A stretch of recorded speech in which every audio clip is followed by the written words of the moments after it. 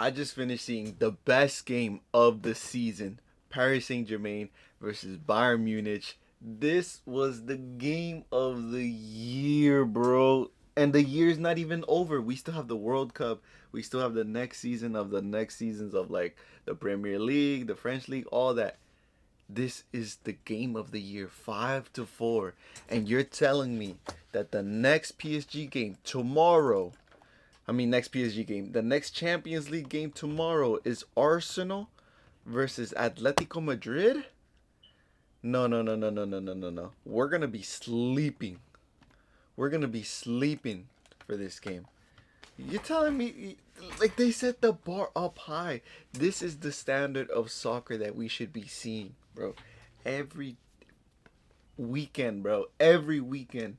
This is only the first leg. Look, it started off with Harry Kane's penalty. Luis Diaz, you cheeky boy, bro. Cheeky boy.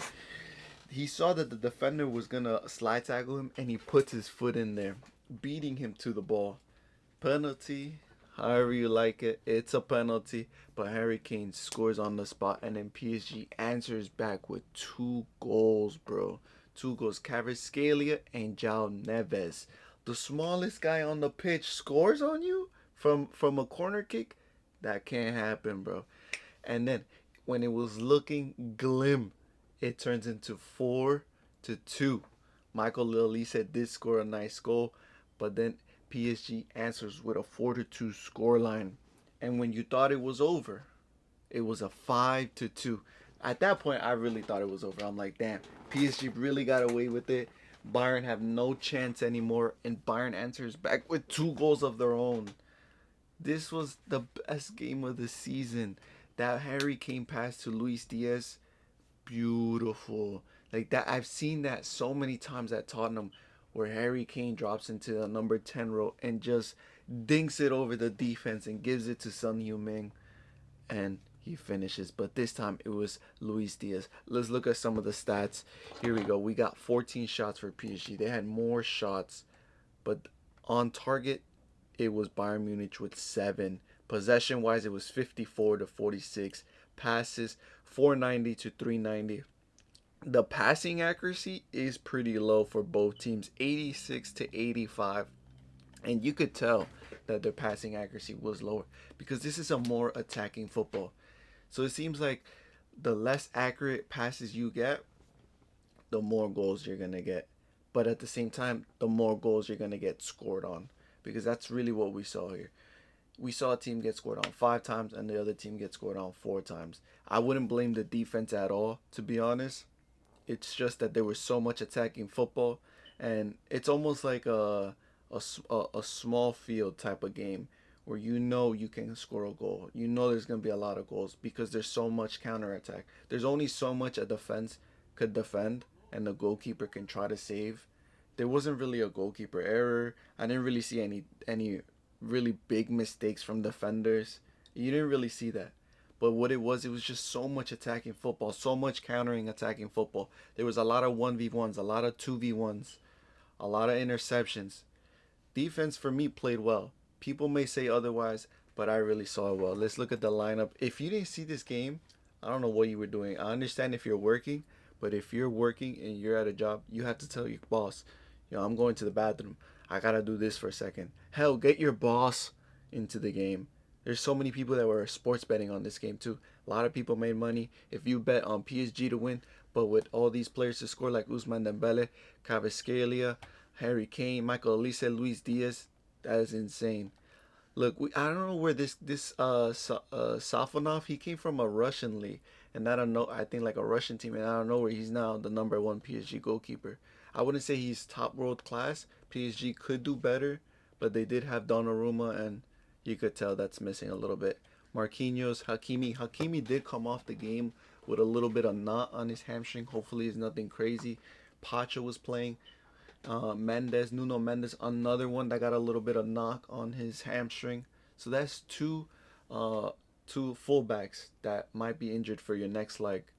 And I hope they don't stay injured for the World Cup. I hope they're fit. I hope every player that played on this pitch is fit because you need this type of quality for the World Cup. Zaire Emery, Vitinha did great. Vitinha found a nice through ball to Hakimi, and then Hakimi ended up finding. I'm pretty sure it was Osman Dembele, or if it wasn't him, it was Kvaratskhelia. Beautiful link up play though from Vitinha.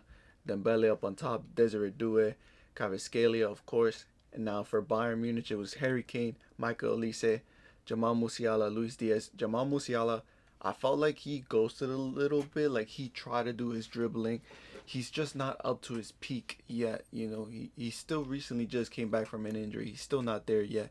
Joshua Kimmich, I saw him trying to do a lot of more long through ball passes and crosses in the second half. Didn't really work out that well. He wasn't really that accurate. Maybe like one or two passes were linking up. Pavlovic, Alfonso Davis. I felt like when they took out Alfonso Davis in the second half, definitely not Vincent Company's decision. Maybe it was, maybe it wasn't, because Vincent Company was with a UEFA employee, making sure that he had zero contact with the Bayern Munich staff and players. So that probably wasn't his decision. And when they took Alfonso Davis out, that's when Bayern Munich went up 5-2. Because if Alfonso Davis, that speed that he has, he can counter it against Desiree Doué and Hakimi. And Hakimi, I'm pretty sure, was the reason why he found two open lanes on that side of the field, being able to pass it, and that's how they scored two goals from. Then Jonathan Tah. Jonathan Tah did find the back of the net from a corner. I think it was a corner kick or a free kick. That boy's tall. Upamecano, to me, if there's a man of the match to give, my opinion, tell me if I'm wrong, but Upamecano and Jonathan Tah did great. I think Upamecano did a little bit better. He did win those 1v1s when Desiree Doué was on a counter attack. He stopped Kvaratskhelia and he stopped Osman Dembele. He stopped all three of them, to be honest. Stanisic and Manuel Neuer. From the goalkeeper sides, they didn't really do much. No crazy saves, even though there was almost 10 shots each for each team. There wasn't any crazy saves. We did see Leon Goretzka go in. Nicholas Jackson went in the last 2 minutes. Honestly, I expected it to go in somewhere at 15 to 20 minutes of the last game. He didn't do anything. Maybe he had one ball and he couldn't even find a cross in.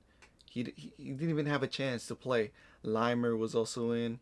Fabian Ruiz, Lucas Hernandez, uh, Mayulo. He's like 19 years old for PSG, and he hit the crossbar. He was so close to scoring. Barcola, I think, had a chance, but didn't do much. Look at this PSG bench. They have so many players. Luis Enrique obviously had communication with his team. Vincent Company had zero. This game is the game of the season, and now we have to watch Atletico Madrid versus Arsenal tomorrow at 3 p.m. Eastern Time. Honestly, look at the draw probability. It's at 29. It's close to Atletico's percentage of winning, 33, and Arsenal's 38. I see this game being like a 3-1 win, maybe to Arsenal if it's a win. Honestly, this is a sleeper game. There's no way they can match the level of PSG and Bayern. This is the real final. I can't wait for Bayern to host PSG. Oh my god, bro. This is the craziest game of all time. I was even tired after watching this live. I was like, how am I tired? I was just a spectator. Beautiful, beautiful game from both teams, honestly. If you guys missed the first game, make sure to watch the next one.